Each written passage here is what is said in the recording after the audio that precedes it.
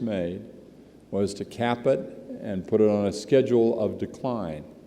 And it was under that decline cap that then industries traded. There was no set of permits, there was no receiving of revenues by the government at all. It was a simple cap and then a trade under that cap. The Congress made one decision, that was the cap.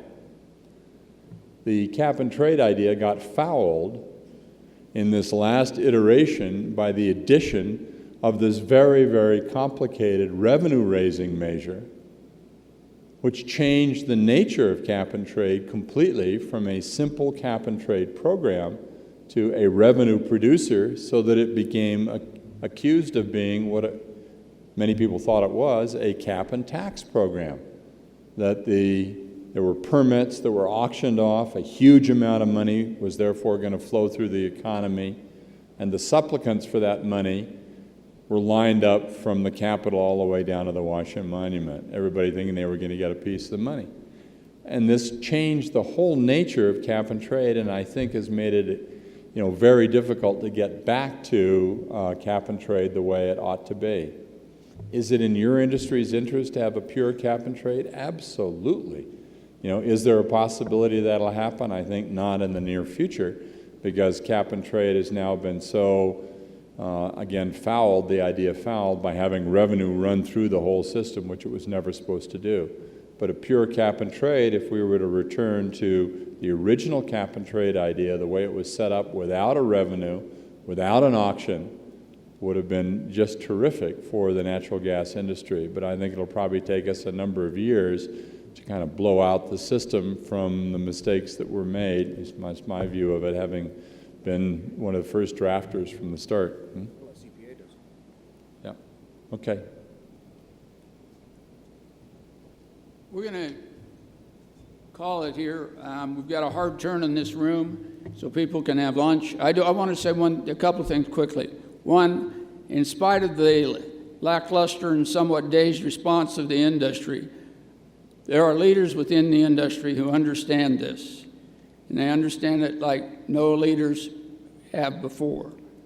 And there are leaders within the environmental community who understand this and are empathetic like never before.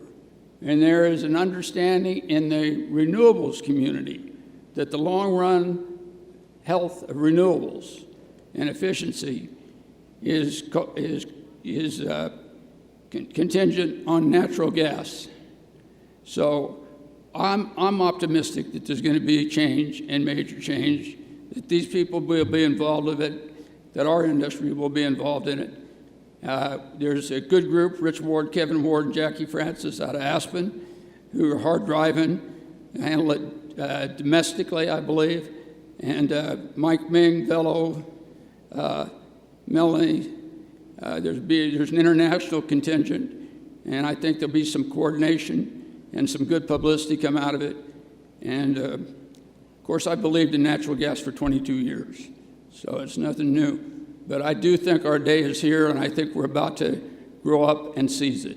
Thank you all. We'll see you at lunch with Bobby Kennedy.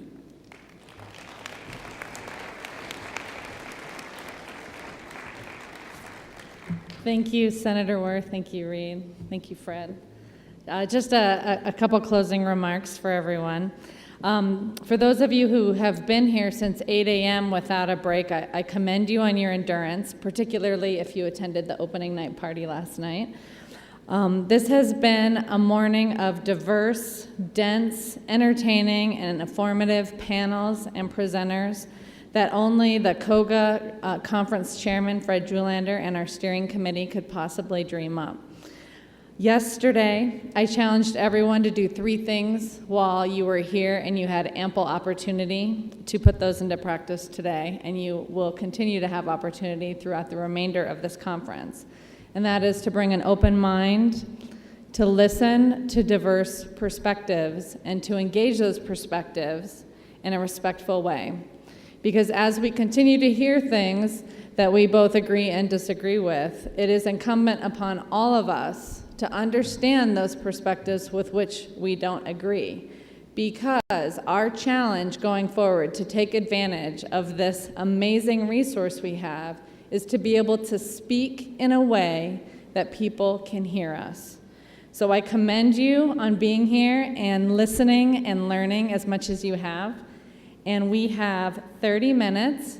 We're going to shoo you out of the room, maybe nicely, maybe not. It depends how fast you trot along out of here.